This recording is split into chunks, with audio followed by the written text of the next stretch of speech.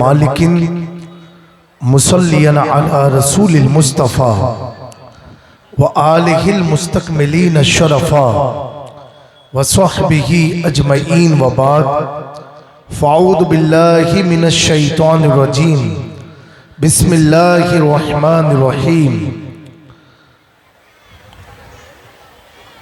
या अय्युहल्लज़ीना आमनुत्तक़ुल्लाह व कूनू मअस-सादिक़ीन सदक़ल्लाहुल अज़ीम व नहनु अला ज़ालिका लमिनश शाहिदीन व शाकिरीन वल्हम्दुलिल्लाहि रब्बिल आलमीन।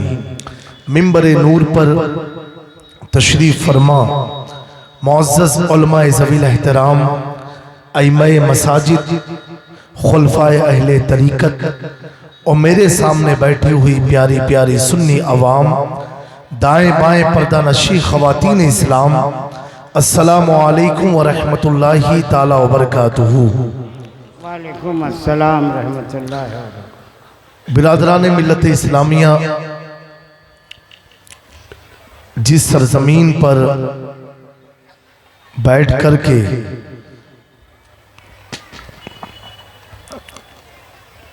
मुख्तारे दो आलम कॉन्फ्रेंस रहमते दो आलम कॉन्फ्रेंस मनाई जा रही है, ये बंगाल की धरती बहुत ही बरकत वाली धरती है माशाअल्लाह।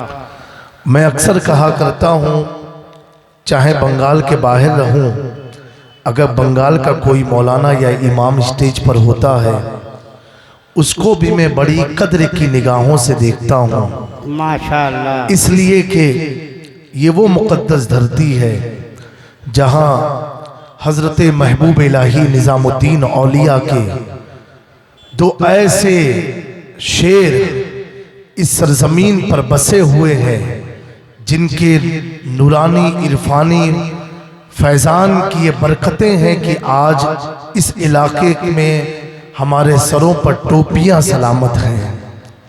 एक हज़रत सिराज आखी ऐन हिंद जो हज़रत महबूब इलाही निज़ामुद्दीन औलिया के मुरीद व खलीफा हैं, और दूसरे हज़रत कुतुब रब्बानी हज़रत शेख अलाउल हक पंडवी रदी अल्लाह ताला अन्हु जो सिराज आखी ऐन हिंद के मुरीद व खलीफा हैं। ये पूरा खित्ता बंगाल का, चाहे वो बांग्लादेश हो या ये वेस्ट बंगाल हो, आप सब बड़े नसीब वाले हैं। दो ऐसे अजीम बुजुर्ग इस खित्ते में आराम कर रहे हैं इस सरजमीन पर कि जहां से कसम खुदा की विलायतें तकसीम हुआ करती है। और मैं कहता हूं कि बंगाल की धरती में अपने लिए और ख़ास तौर से खानवादे अशरफिया की बात करूं तो इतनी बाबरकत धरती है कि सरजमीन कर्नाटका गुलबर्गा शरीफ के बाद अगर हुजूर गौसुल आलम महबूब यज़दानी मीर सुल्तान सैयद अशरफ जहांगीर समनानी नूर बख्शी सामानी सुम्मा कछोछवी का अगर दिल किसी धरती पर मुतमईन हुआ गुलबर्गा के बाद तो वो बंगाल की धरती थी, जहां मेरे मखदूम अशरफ ने 12 साल बसाहिर इमामत करके दुनिया को बता दिया कि देखो, जिसे दुनिया बादशाह कहती थी, सुल्तान समनान कहती थी, समनान का बादशाह कहती थी, वो बादशाह ने अगर अपनी पेशानी कहीं आकर के हम किया, वो दुनिया का कोई और खित्ता न था, वो बंगाल की बंदवा की वादी थी, जहां मखदूम अशरफ ने अलाउल हक पंडवी के कदमों में अपने सर को झुका करके कहा, निकाहे वली से वो तासीर देखी, बदलते हजारों की तकदीर। वाह, नारे तकबीर, नारे रिसालत, रहमते दो आलम कॉन्फ्रेंस। ये धरती वही है जिस धरती पर मेरे मखदूम अशरफ को गौसुल आलम का खिताब मिला, महबूब यज़दानी का खिताब मिला, जहांगीर होने का खिताब मिला। अल्लाहु अकबर, वो मंजर कैसा रहा होगा कि खुद भी अपने मुरीद के इस्तेकबाल के लिए अपने सारे खलीफाओं को लेकर के दरवाजे पर खड़े रहे।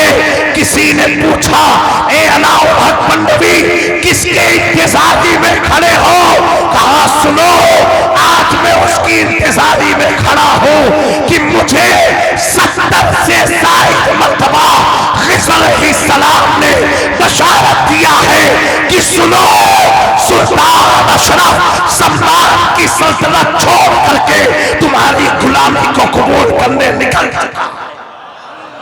माशाअल्लाह। दोस्तों, जिसकी इंतजारी पीर खुद करता हो, आहा, बोलो बुलंद आवाज से, पीर खुद करता हो, और पीर ऐसा बाकमाल कि उस जमाने में अलाउल हक मंडवी की बारगाह में जितने भी वली आए थे सबकी विलायत को सल्ब कर लिया। तकरीबन 100 से ज़ायद वलियों की विलायत को सल्ब करने के बाद जब मखदूम अशरफ से मुलाकात होती है, अलाउल हक मंडवी ने सारी विलायतें मखदूम अशरफ जहांगीर सम्मानी को अता फरमा दी। वो फरमा रहा था, जब 14वीं सदी का मुजद्दिद इमाम इश्क मोहब्बत आला हजरत इमाम अहमद रज़ा जब पिछोटे की मुकद्दस वादी की तरफ निगाह उठाता है तो तरफ के फतावे रज़विया में लिखते हैं कि मखदूम अशरफ वो है कि सिलसिले चिश्त के सरदार का नाम मखदूम अशरफ जहांगीर सम्मान। बेशक। नारे तकबीर, नारे रिसालत। ये आला हजरत ने लिखा, सिलसिले चिश्त के सरदार का नाम मखदूम अशरफ जहांगीर सम्मानी है। मैंने पूछा, ए आला हजरत, आप कैसे लिख सकते हो कि मखदूम अशरफ सिलसिले चिश्त के सरदार है? इमाम इश्क मोहब्बत की तुरबत से आवाज आती है। मैंने अपनी मर्जी से नहीं बल्कि ख्वाजा हिंद अताए रसूल सुल्तानुल हिंद ख्वाजा मोइनुद्दीन चिश्ती अजमेरी ने मखदूम अशरफ की विलादत से 100 साल पहले फरमाया था, मेरे सिलसिले चिश्त में एक अशरफ जहांगीर पैदा होगा जो पूरी कायनात में असरे नौ सिलसिले चिश्त को जिंदा करेगा। उस नजर को देखते हुए अहमद रज़ा मखदूम अशरफ को सिर्फ मखदूम नहीं लिखता बल्कि सिलसिले चिश्त का सरदार लिखता। माशाअल्लाह, माशाअल्लाह, वाह, अल्लाहु अकबर, या रसूलल्लाह, जिंदाबाद, जिंदाबाद,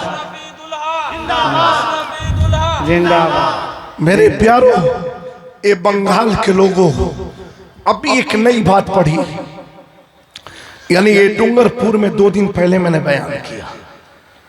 मखदूम पाक का मकाम क्या है? अल्लाह अकबर।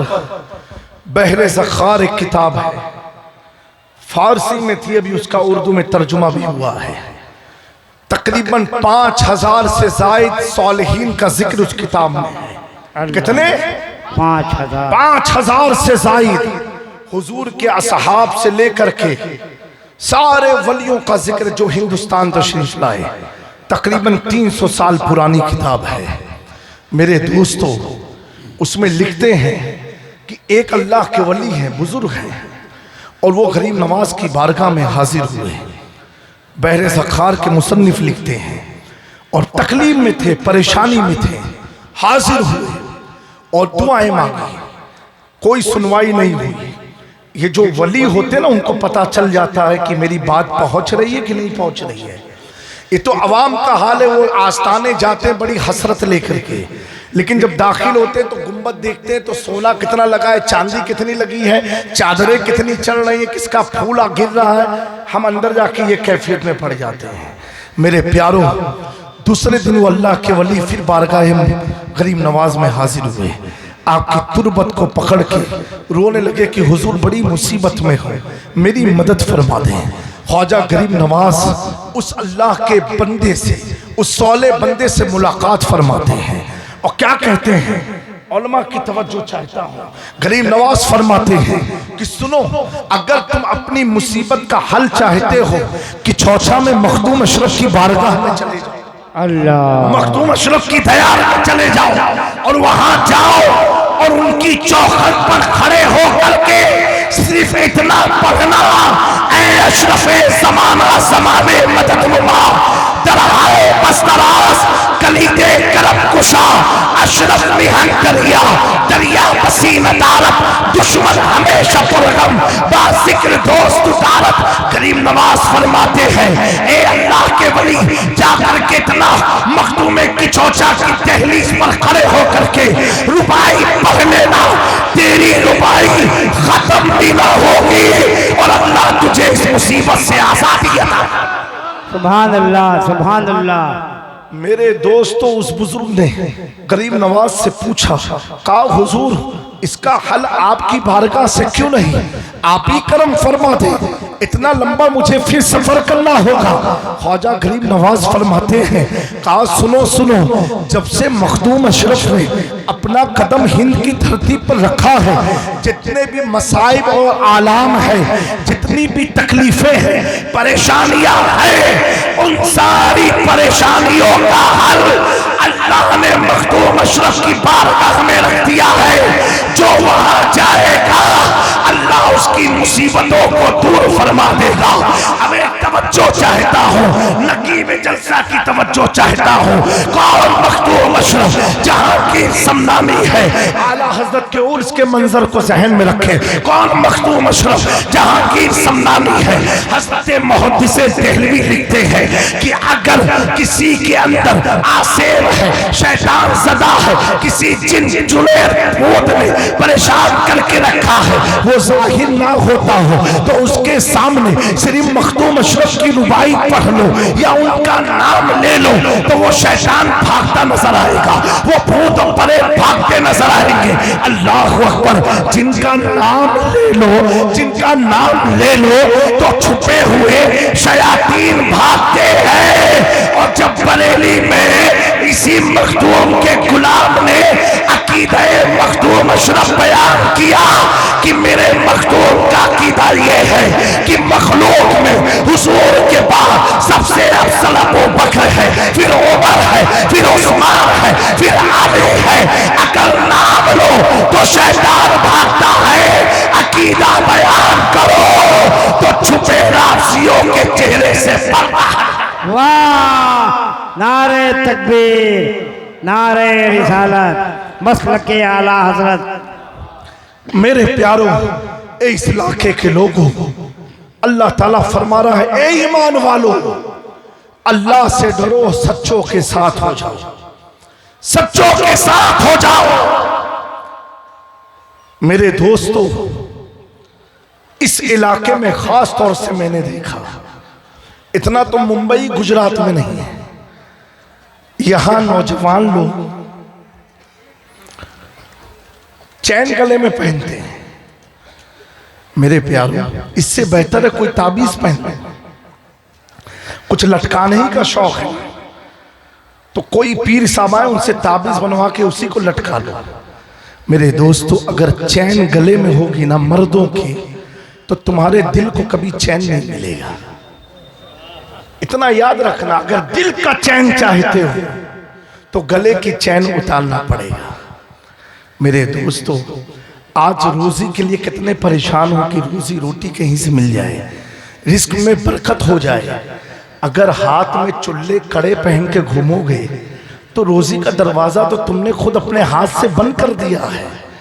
ऐ मेरी कौम के नौजवानों, इन जहालत से बाहर हो, हुजूर की सच्ची मोहब्बत अपनाओ, अहले बैत से मुअद्दत करो, सहाबा की वफादारी करो।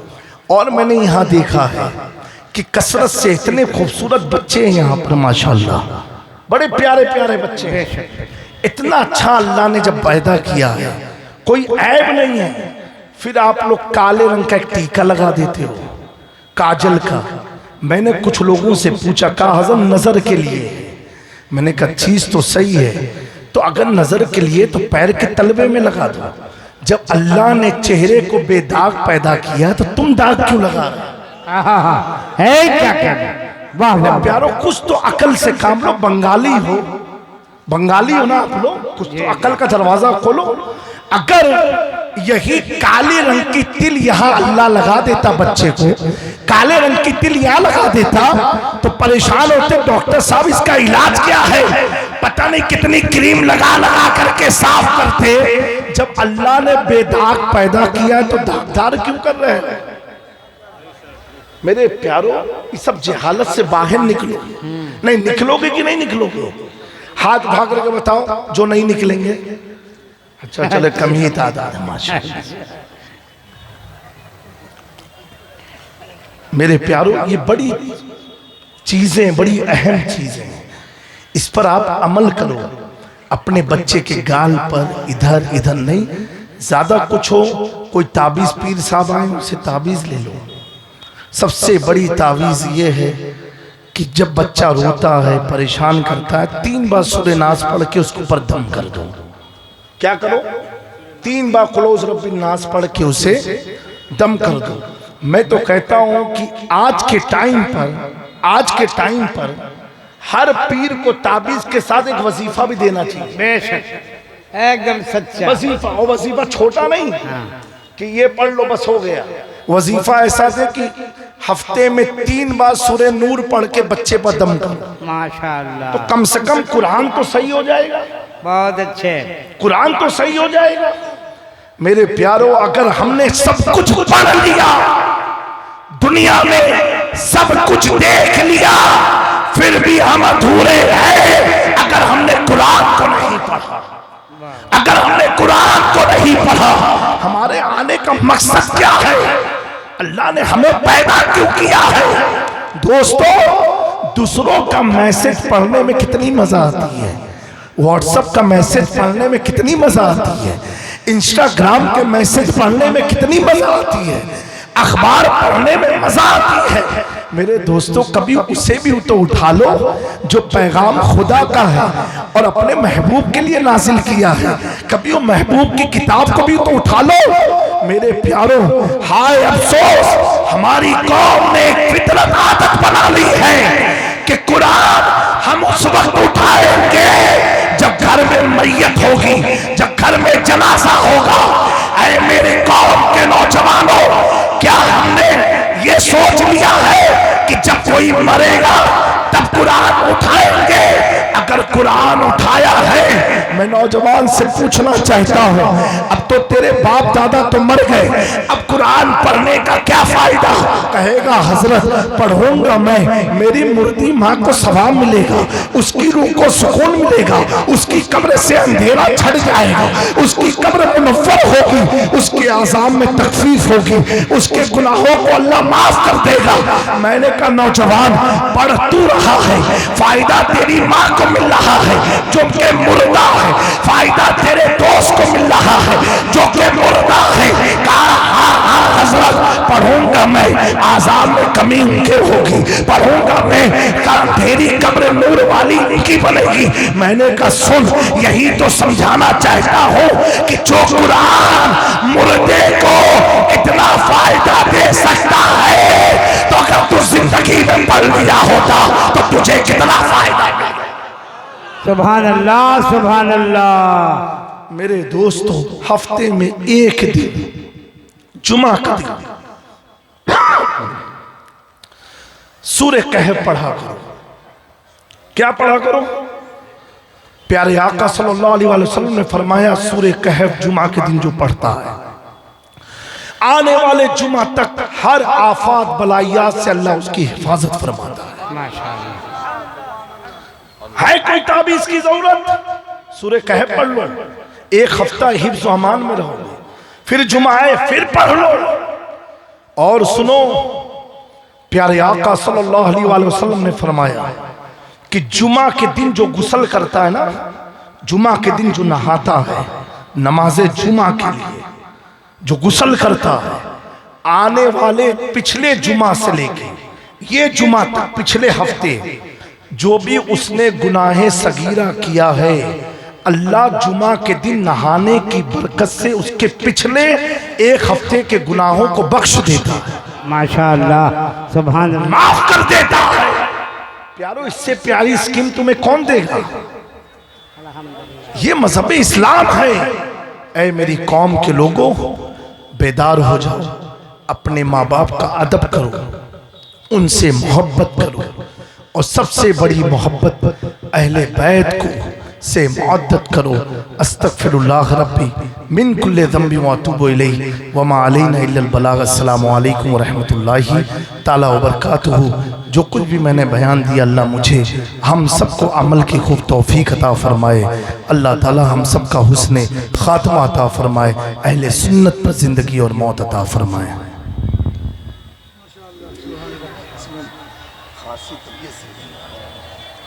अल्लाह सेहत कामला अता फरमाए।